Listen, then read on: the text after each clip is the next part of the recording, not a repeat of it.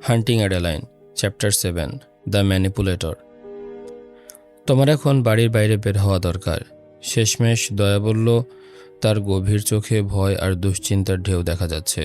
আমি ওকে বললাম, গতকাল মায়ের হঠাৎ এসে যাওয়ার কথা। ওর মুখ দেখে বুঝতে পারছি সত্যি ও আমার জন্য ভয় পেয়েছে। আমার পাণ্ডুলিপিটা শেষ করতে হবে। আমি বললাম, মনে মনে সেই বিশাল ফাঁকটার কথা ভাবতে ভাবতে যেখানে গল্পের প্লট আটকে গেছে। মনে হয় না যতবারই লাইভ অ্যালার্টের বোতাম চাপি না কেন উঠে দাঁড়াতে পারছি। আজ রাতেই সাদা বোর্ড আর স্টিকি নোট বের করে পুরো প্লট সাজিয়ে নিতে হবে, যাতে সমস্যার স্থায়ী সমাধান করা যায়। মাঝে মধ্যে ইচ্ছে করে যদি বইগুলো সহজভাবে লিখে শেষ করে ফেলতে পারতাম, কিন্তু তাহলে আজ যাদের জন্য লিখি তারা থাকতো না। না না, দয়া তৎক্ষণাৎ বলে, মাথা নেড়ে আমাকে থামায়, তৈরি হও, আজ মেয়েদের রাত। আমি হাল ছেড়ে দেই। সাদা বোর্ড আর স্টিকি নোটের সব পরিকল্পনা মিলিয়ে যায়। আমি এন্ডি লেখক, যখন ঠিক মনে হয় তখনই প্রকাশ করি। নিজের জন্য কোনো শেষ সময় ঠিক করি না, কারণ সেই চাপ আমাকে লিখতে দেয় না। যখন বুকের ভেতর দুশ্চিন্তার ভার নিয়ে বাঁচি তখন লেখা সম্ভব হয় না। আর পাঠকরা যতই ভালো হোক, পরের বই প্রকাশের জন্য চাপ থেকেই যায়।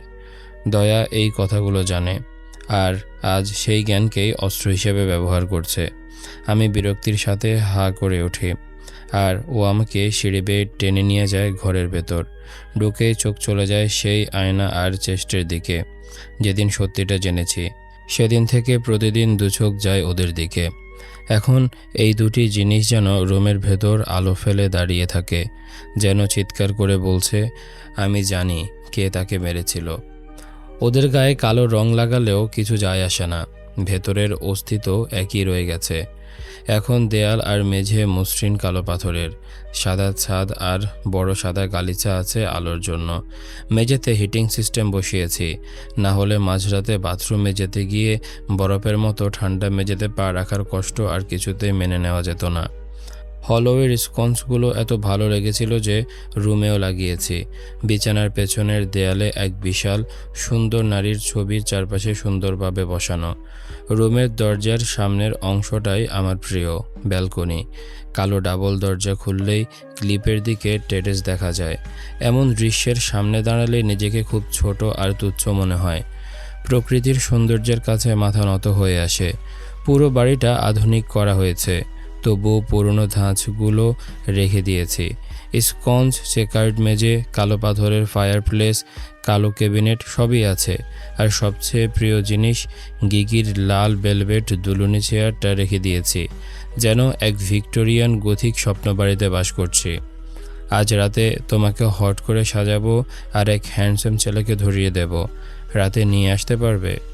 আর যদি সেই স্টকার আসে, ওকে মেরে ফেলতে পারবে। আমি চোখ ঘুরিয়ে বলি, দয়া, আজকাল এমন একজন ছেলেও খুঁজে পাওয়া দুষ্কর যে ঠিকমতো সেক্স করতে পারে। আর তুমি ভাবছো এমন একজন পাবো যে আমার জন্য খুনও করবে? খুবই মজার। দয়া হেসে বলল, সবসময় বলা যায় না বেবি গার্ল, পৃথিবীতে এর চেয়েও পাগলাটে ঘটনা ঘটেছে। স্পিকারে বেসের তীব্র কম্পন পুরো শরীরটাকে কাঁপিয়ে দিচ্ছে। আমার কালো ছেঁড়া স্কিনি জিন্স গায়ে লেগে আছে, আর লাল রঙের ডিপ কাট ট্যাঙ্ক টপ থেকে বুকের গভীর খাঁজ দেখা যাচ্ছে। ঘামের ছোট ছোট বিন্দু জলমল করছে। একটু গরম লাগছে, যেন নরকের আগুনের মতো। আর রক্তে মেশানো অ্যালকোহল পরিস্থিতি আরও খারাপ করছে। একটানা 1 ঘন্টা দয়া আর আমি একসাথে নাচতে থাকি। মাঝে মাঝে কিছু ছেলের সাথে নাচি, কিন্তু হাতের স্পর্শ সহ্য করতে না পেরে আবার দয়ার কাছে ফিরে আসি। হঠাৎ কারো ভারী উপস্থিতি আমার পেছনে এসে দাঁড়ায়। তার হাত কোমরে জড়িয়ে ধরে, শরীরটা কাছে টেনে নেয়। পুদিনার সাথে হুইস্কির গন্ধ নাকে আসে, আর তার নিঃশ্বাস কান ছুঁয়ে যায়। তুমি খুব সুন্দর, সে ফিসফিস করে বলে। পুদিনার তীক্ষ্ণ গন্ধে নাক কুঁচকে যায়। আমি মাথা ঘুরিয়ে দেখি এক লম্বা আকর্ষণীয় ছেলে আমার দিকে ঝুঁকে আছে। স্ট্রবেরি ব্লন্ড চুল, নীল চোখ আর অসাধারণ হাসি, একদম আমার পছন্দের মতো। আমি হেসে বলি, ধন্যবাদ। মানুষের ভিড় আমাকে অস্বস্তিতে ফেললেও ফ্লার্ট করা সবসময় ভালোই পারি। দুঃখের বিষয়, বেশিরভাগ সময় এটা করতে ইচ্ছে করে না, কারণ ছেলেদের বিশেষ ক্ষমতা আছে কাছে এলে মুড নষ্ট করে দেয়ার। আমার সাথে উপরে চলো। সে জোরে উঠে বলে। সুরে কোনো রাগ নেই, কিন্তু এটা কোনো প্রশ্নও নয়। এমন এক আদেশ যেখানে না বলার সুযোগ নেই। এটা আমার ভালো লাগে। আমি ভ্রু উঁচিয়ে বলি, যদি না যাই? সে হেসে বলে, তাহলে সারা জীবন আফসোস করবে। আমি চোখ বড় করি। সত্যি? আমি শান্ত গলায় বলি, কি এমন করবে যা মিস করলে সারা জীবন আফসোস হবে? যা তোমাকে আমার বিছানায় নগ্ন আর তৃপ্ত করে রাখবে। বস, চল, দেরি করিস না। দয়া হঠাৎ বলে ওঠে। আমি ওর দিকে তাকাই, কিন্তু ছেলেটির চোখ আমার মুখে আটকে থাকে, যেন চোখ দিয়ে গালের উপর আলতো ছোঁয়া দিচ্ছে। দয়া আমাদের সামনে দাঁড়িয়ে সিঁড়ির দিকে হাত নেড়ে তাড়া দিচ্ছে। মনে হচ্ছে সে সব শুনেছে, কিন্তু একটুও লজ্জিত না। আমরা দুজন চুপ করে থাকলে সে বিরক্ত হয়ে চোখ ঘোরায়। বুঝেছি, তোমাদের ইন্টারেস্ট আছে, কিন্তু ও আমার ছাড়া কোথাও যায় না। এখন চল। ছেলেটি হেসে ওঠে আর এই সুযোগ আমার হাত ধরে টেনে নেয়। ক্লাবের পেছনের কালো ধাতব সিঁড়ির দিকে নিয়ে যায়। তবে যাওয়ার আগে আমি দয়ার দিকে চোখ শুরু করে তাকাই, আর দয়া মজা করে হেসে ওঠে। উপরের তলা ভিআইপি সদস্যদের জন্য। সিঁড়ি উঠে গিয়ে ব্যালকনিতে পৌঁছায়, যেখান থেকে পুরো ক্লাব দেখা যায়। এখানে ধনী আর ক্ষমতাশালী মানুষরা বসে থাকে, আমাদের দিকে তাকিয়ে থাকে যেন আমরা কোনো পরীক্ষার ফোঁকা। এখানকার বাতাস ভারী, গা চমচমে, যেন বিপদের সিগন্যাল দিচ্ছে। এখানে আসা মানে হলো বোলতার বাসায় মাথা ঢোকানো, আর তারা কামড়াতেই থাকবে যতক্ষণ না তারা ক্লান্ত হয়, অথবা তুমি মরে যাও। চারজন ছেলে কালো লেদারের বৃত্তাকার সোফায় বসে আছে। মাঝখানে কালো মার্বেলের টেবিল, যেখানে হুইস্কির গ্লাস আর অ্যাস্ট্রে রাখা। চারপাশে কোনো রং নেই, সাজসজ্জা পার্সন ম্যানরের মতো। আমাদের দিকে এক ছেলে হিংস্র দৃষ্টিতে তাকায়। ছেলেটি আমার হাত ধরে থাকা ছেলের মতো দেখতে, একই রঙের চুল আর চোখ, কিন্তু একটু কম বয়সী আর শয়তানি ভাব বেশি। বাকি তিনজনও একই রকম হ্যান্ডসাম, বিপদসংকুল চেহারা। একজন ইউরোপীয় মনে হয়, সাদা সোনালি চুল, ফর্সা গায়ের রং, তীক্ষ্ণ মুখায়ব। তার বরফ নীল চোখ দয়ার উপর স্থির, আর তার দৃষ্টি দয়ার শরীরের বাঁক অনুসরণ করছে লোভের সাথে। মনে হচ্ছে এখনই ওর চোখ তুলে নিয়ে ব্যালকনি থেকে ছুঁড়ে ফেলে দিতে হবে। বাকি দুইজন যমজ, গাঢ় ত্বক, কালো চুল, চোখ, পেশিবহুল শরীর। তাদের দামি স্যুট ফেটে যাওয়ার উপক্রম।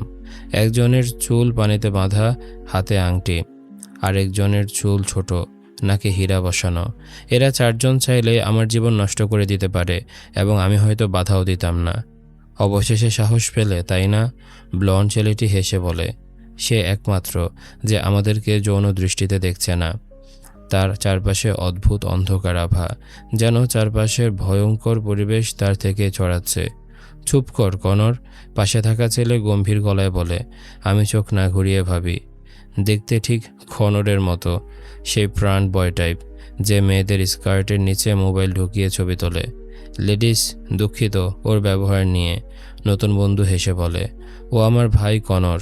ওরা ল্যান্ডন আর লুক, আর ও হচ্ছে ম্যাক্স। একজন করে দেখিয়ে দেয়। ল্যান্ডন মানে পানিওয়ালা, লুক নাকের রিংওয়ালা। আমি এক ভ্রু তুলি। আর তোমার নাম? আমি আর্চিবোল্ড তালাভরা থার্ড, ডাকতে পারো আর্চ। অনেক ভদ্র শোনায়। আমি মজা করে বলি, খেয়ে অজানা মেয়েকে এভাবে পুরো নাম বলে? কনর হেসে ওঠে। আর্চ কিছু বলতে গেলে আমি কেটে দিয়ে বলি, আমি অ্যাডি, আর এটা দয়া। দয়া হেসে গুড ম্যানার দেখায়, কিন্তু তার দৃষ্টি তীক্ষ্ণ। সে বোকা নয়, বিপদে পা দেয় না।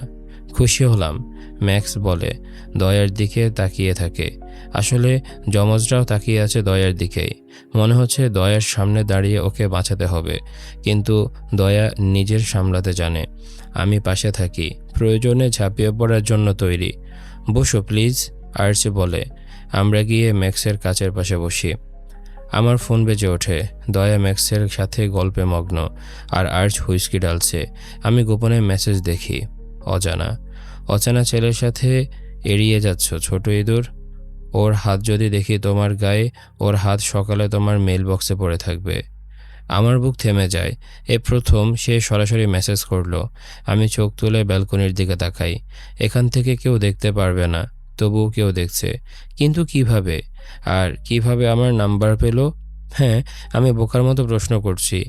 সে একজন স্টকার, অবশ্যই নাম্বার পাবে। আর্চ হেসে এসে এক গ্লাস দেয়। সে ভাবছে আজ রাতে তার হয়ে যাবে। হয়তো হতো, কিন্তু আজ তাকে বাঁচিয়ে নিয়ে পালাতে হবে। 1 ঘন্টা কেটে যায়, আর প্রতিটি মিনিটের সাথে সাথে আমার ভেতরের টেনশন বাড়তে থাকে। আর কোনো মেসেজ আসেনি, কিন্তু আগেরটি মাথার পেছনে ভার হয়ে বসে আছে। ভয় হচ্ছে এই টেনশনে আমার ব্রেন স্টেম ভেঙে যাবে। আর্চের হাত অবশ্যই আমাকে ছুঁয়েছে, এখনও এক হাত আমার উরুর ওপর, বিপজ্জনকভাবে আমার কেন্দ্রীয় অংশের খুব কাছাকাছি। আমি তার বুড়ো আঙ্গুলের তারকাখচিত ট্যাটুর দিকে তাকিয়ে থাকি। মনের মধ্যে কল্পনা করি এই হাত ধরা শরীর ছাড়া অবস্থায়। তবুও আমি এটাকে হতে দেই, যদিও হওয়া উচিত নয়। আর যেহেতু হওয়া উচিত নয়, তাই আমি বারবার ওর হাতের দিকে তাকাই। কল্পনা করি ওগুলো কবজির নিচ থেকে কেটে রক্তাক্ত অবস্থায় পড়ে আছে আমার মেইল বক্সে। যদিও আমার কোনো মেইল বক্স নেই, আমার বাড়ি রাস্তা থেকে অনেক ভেতরে, তাই মেইল সাধারণত দরজার সামনে রেখে যায়। একজন স্টকার কি এটা জানবে না? কত বাজে এক ছায়া। মজা পাচ্ছ? আর্জ কাঁধ দিয়ে আমাকে হালকা ধাক্কা দিয়ে জিজ্ঞেস করে। আমি অন্যমনস্কভাবে মাথা নাড়ি, আর ঠোঁট কামড়ানোর মধ্য দিয়ে নিজের উপর অত্যাচার চালিয়ে যাই। আমার দৌড়ে পালানো উচিত। এই মানুষটিকে বলা উচিত, তুমি হাত সরিয়ে নাও, যাতে অন্তত তার হাত আর কখনো কাটা অবস্থায় আমার মেল বক্সে না আসে। তুমি টেনশনে আছো, আর্চ শান্তভাবে বলে। আমি গলা খাকারি দেই। মুখ খুলতে যাব, ঠিক তখনই পকেটে রাখা ফোন আবার বেজে ওঠে। মুখ থেকে রং হাওয়ায় হয়ে যায়। আর্চের কপাল ভাঁজ হয়, তার চোখে চিন্তার ছাপ। এই দৃষ্টি দেখে মনে পড়ে যায় সেই দিন ক্লিপার ধারে দাঁড়িয়ে থাকা এক ভয় পেয়ে যাওয়া মানুষের কথা। সে নিচের দিকে তাকায়। তুমি ঠিক আছো? তার কণ্ঠ যেন আরও নিচু হয়ে যায়। এই চিন্তিত দৃষ্টিগুলো দেখে আমি ক্লান্ত, তবুও মনে হয় এগুলোই যেন আমার বাঁচার দড়ি। যেন এমন কেউ আছে যে আমার অদ্ভুত আচরণ খেয়াল করছে, আর কোনো দিন কিছু হলে হয়তো মুখ খুলবে। একদিন কোনো রিপোর্টার আর্চকে ইন্টারভিউ নেবে, আর সে বলবে আমি নাকি কোনো মেসেজ দেখে ভয় পেয়েছিলাম। যে শ্রমিক আমার বারান্দা বানিয়েছিল তার গল্প টিভিতে প্রচার হবে। একটি মেয়ে ক্লিপের ধারে দাঁড়িয়ে মনে হচ্ছিল লাফ দেবে, তারপর হঠাৎ পিছলে পড়ে যাবে। সব প্রমাণ করবে আমি একজন স্টকার দ্বারা আক্রান্ত ছিলাম। কিন্তু পুলিশকে যখন আমি এলোমেলো রোজপুলের অভিযোগ জানাতাম, তখন গুরুত্ব দেয়নি। আর এগুলো পরবর্তী কোনো মেয়ের জন্য কিছুই পরিবর্তন করবে না, কখনও করে না। শেষমেশ আমি আরেকটি সংখ্যা হয়ে হারিয়ে যাব। এক সুন্দরী মেয়েকে সাইকো একজন মানুষ তাড়া করেছে, আর কেউ সাহায্য করবে না যতক্ষণ না অনেক দেরি হয়ে যাবে। আমি ঠিক আছি, আমি কাঠের মতো হাসির সাথে বলি। মিথ্যা হলেও কাজ হয়। আর্চের মুখের ভাঁজ খুলে যায়, চিন্তার চাপ মিলিয়ে যায়। অথবা বলা ভালো, আর্চ ছেড়ে দেয়, কারণ সে আসলে কেয়ার করে না। তুমি কি এখান থেকে যেতে চাও? সে নিচু গলায় বলে, কণ্ঠে প্রতিশ্রুতি আর ইচ্ছা মিশিয়ে। তার ঠোঁট দাঁতের পাকে চলে যায়। এই কাজটাতে এক ধরনের পশুত্ব আছে। না বলা ঠিক, ঠোঁটের ডগায় থাকে। নাচতে থাকা এক ছোট ভ্যালেরিনা মেয়ের মতো, যে পড়ে গিয়ে পা ভেঙে ফেলতে পারে। কারণ এই মানুষটিকে না বললে হয়তো সারা রাত, সারা সপ্তাহ, এমনকি তার থেকেও বেশি সময় আফসোস করব। একজন বিকৃত মানুষকে আমার জীবন নিয়ন্ত্রণ করতে দেওয়ার জন্য, আর নিজের আনন্দ হারানোর জন্য নিজেকে ঘৃণা করব। সে খুব সুন্দর। তার চারপাশে অন্ধকারের একটা ছায়া, যা চকোলেট কোকের মতো লোভনীয়। মনে হয় তার সাথে রাত কাটালে পূর্ণ তৃপ্তি নিয়ে ঘুমাতে পারবো। আর যদি এর থেকে কিছু শুরু হয়, যদি কোনো সুন্দর সম্ভাবনাকে না বলে দেই, এগুলো এক শিশুসুলভ আশা, তবুও ভাবতে ভালো লাগে। সে এমন একজন মানুষ যার সাথে জীবন কাটানো যেতে পারে, তবুও উত্তেজনা বজায় থাকবে। হ্যাঁ, আমি অবশেষে শান্ত গলায় বলি। তবে দয়া নিরাপদে বাড়ি পৌঁছানোর পর। আর সে ধীরে লোভনীয়ভাবে হাসে। আমি সেটার ব্যবস্থাও করে দিচ্ছি। ডায়েরি, 7 জুলাই 1944। রোনালদো আমাকে টিচ করতে পছন্দ করে। সেরাফিনাকে স্কুলে পাঠানোর মাত্র 1 ঘন্টা পর সে ঘরে আসে আর আমাকে ডাইনিং টেবিলের চেয়ারে বসতে বলে। আমি তার আদেশ মেনে নেই, তৃষ্ণার্ত পাখির মতো। তার আঙ্গুলগুলো হাওয়ার মতো নিঃশব্দে ছুঁয়ে যায় আমার ত্বক। আমি কথা বলি, কিন্তু সে কোনো জবাব দেয় না। সে আমার ব্লাউজের বোতাম খুলে দেয়, উন্মুক্ত করে দেয় আমার স্তন। তারপর হাত যায় প্যান্টের দিকে, তা খুলে নেয়, আমাকে ফেলে রাখে শুধু অন্তর্বাসে ঢাকা অবস্থায়। আমার চোখে যে আগুন জ্বলছে তা দেখে সে হাসে, কিন্তু তবু সে আমাকে ছুঁয়েও ছোঁয় না, সে স্পর্শ করে না সেই গভীর নরকের মতো ক্ষুধার জায়গায় যেখানে আমি তাকে চাই। তার আঙ্গুল আমার ত্বকে খেলা করে, আমাকে পাগল করে তোলে, অথচ ছুঁয়ে যায় না। তারপর সে চলে যায়, আমাকে দগ্ধ কামনার ভেতরে জ্বলতে রেখে। আর আমাকে সমস্ত শক্তি দিয়ে নিজেকে ধরে রাখতে হয়, যেন তাকে ফিরে আসতে ভিক্ষা না করি। একদিন আসবে যেদিন আর নিজেকে আটকাতে পারবো না। এই ছিল আজকের এপিসোড। কেমন লেগেছে তোমাদের কমেন্ট করে জানাও। দেখা হচ্ছে পরের এপিসোডে। ততক্ষণ পর্যন্ত সবাই ভালো থাকো, সুস্থ থাকো। আজকের মতো আমি তারিফ এখানে বিদায় নিচ্ছি। টাটা।